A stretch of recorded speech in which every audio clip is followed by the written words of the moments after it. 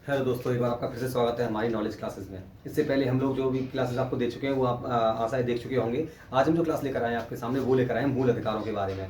मैं आपको बता दूं कि मूल अधिकार में से क्वेश्चन बहुत ज़्यादा पूछे जाते हैं और बहुत ही ब्रॉड चैप्टर है। एक ही क्लास ऐसी है जिसमें से बहुत ज़्यादा लंबे बड़े स्तर पर क्वेश्चन पूछे जाते हैं एग्जाम्स में। और एक काफ़ी लेंदी वो भी है कि इसको समझने के लिए आपको थोड़ा सा माइंड लगाना पड़ेगा, क्योंकि इसमें अनुच्छेद आ जाते हैं अब। और अनुच्छेद जितने भी आपके सामने आएंगे बहुत ज़्यादा इंपॉर्टेंट क्वेश्चन बनेंगे उनमें से।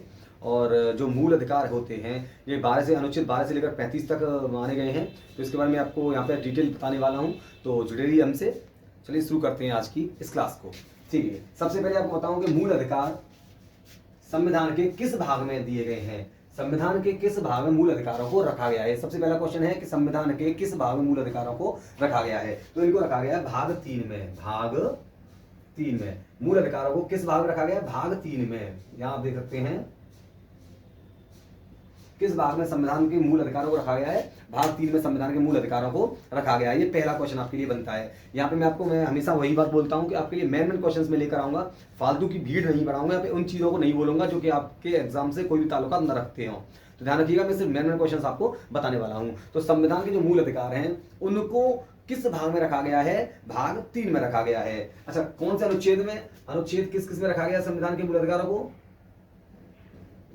ध्यान रखिएगा, अनुच्छेद 12 से 35 तक मूल अधिकारों को इसमें रखा गया है। अनुच्छेद 12 से लेकर 35 अनुच्छेद तक मूल अधिकारों की व्याख्या की गई है। तो हमने अब सबसे पहले क्या देखा कि मूल अधिकारों को किस भाग में रखा गया है? भाग 3 में रखा गया है। और अनुच्छेद 12 से लेकर 35 तक इनको रखा गया है। अब एक क्वेश्चन यहाँ पे बन के आता है कि संविधान का अधिकार पत्र किस भाग को कहा जाता है? संविधान का अधिकार पत्र किस भाग को कहा जाता है? तो इसका आंसर होगा संविधान का अधिकार पत्र भाग 3 को कहा जाता है। संविधान का अधिकार पत्र, संविधान का अधिकार पत्र किसे कहा जाता है? भाग 3 को कहा जाता है। ध्यान रखना, ये क्वेश्चन है और कई बार एग्जाम्स में आ भी चुका है ये कि संविधान का अधिकार पत्र किसे कहा जाता है। तो संविधान का अधिकार पत्र कहा जाता है भाग 3 को। यहां तक 3 क्वेश्चन आपके सामने क्लियर है। ऑब्जेक्टिव टाइप क्वेश्चन जो आएंगे उनमें से आपके सामने ऑप्शंस आ जाएंगे, उन ऑप्शंस में से आपको चूज करना है। भाग 3 को संविधान का अधिकार पत्र कहा जाता है। ठीक है, अब बात करते हैं मूल संविधान में कितने मूल अधिकारों को दिया गया था। जो मूल संविधान बना था उसमें कितने मूल अधिकारों को दिया गया था हमें। तो देखिए संविधान के मूल संविधान, देखिए मूल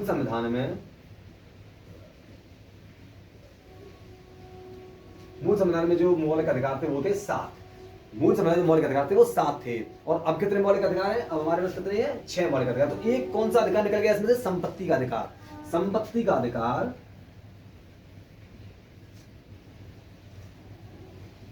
इसमें से हटा दिया गया है। अब संपत्ति के अधिकार को कब हटाया गया था भाइयों? इस संपत्ति के अधिकार को हटाया गया था 44वां संशोधन 1978 ईस्वी को।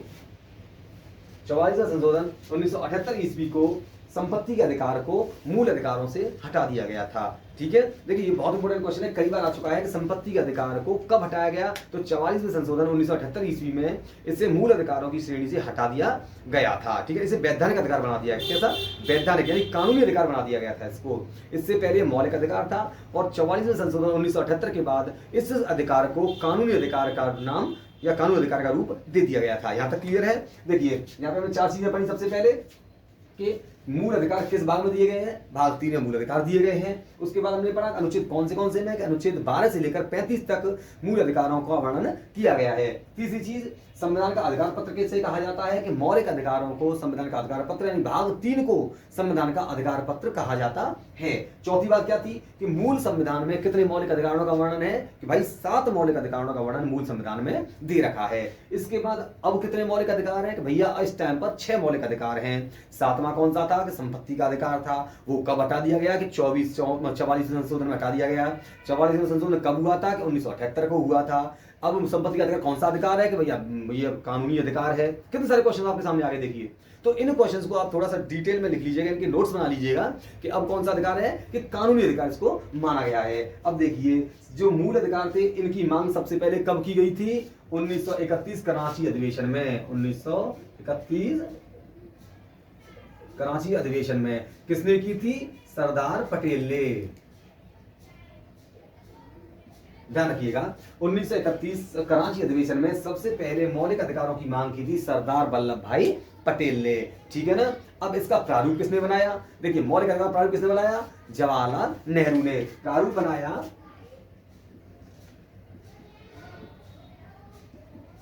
JL नेहरू ने।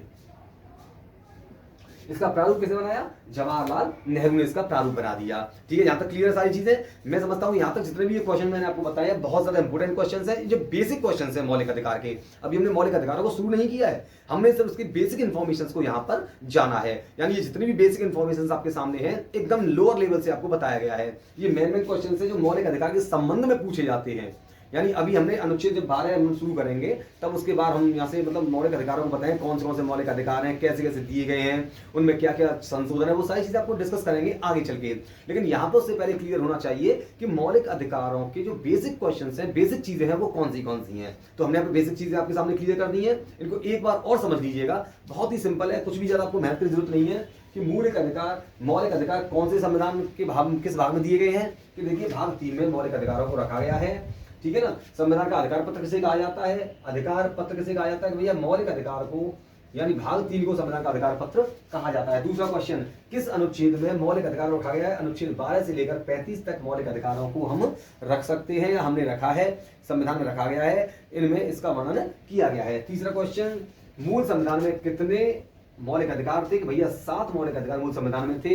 वर्तमान में कितने हैं? कि वर्तमान 6 मौलिक अधिकार हमारे सामने स्टैंप पर संविधान में प्रोवाइड कराता है। इसके बाद वो 7वां जो अधिकार था वो कौन सा था? कि भैया वो था संपत्ति का अधिकार। कौन सा था? संपत्ति का अधिकार। इसे किस संशोधन में हटा दिया गया? कि 44वें संशोधन में संपत्ति के अधिकार को संविधान से, संपत्ति के अधिकार को संविधान के मौलिक अधिकारों में से हटा दिया गया, ठीक है। ये संशोधन कब हुआ था? कि 1978 ईस्वी में 44वें संशोधन को किया गया था।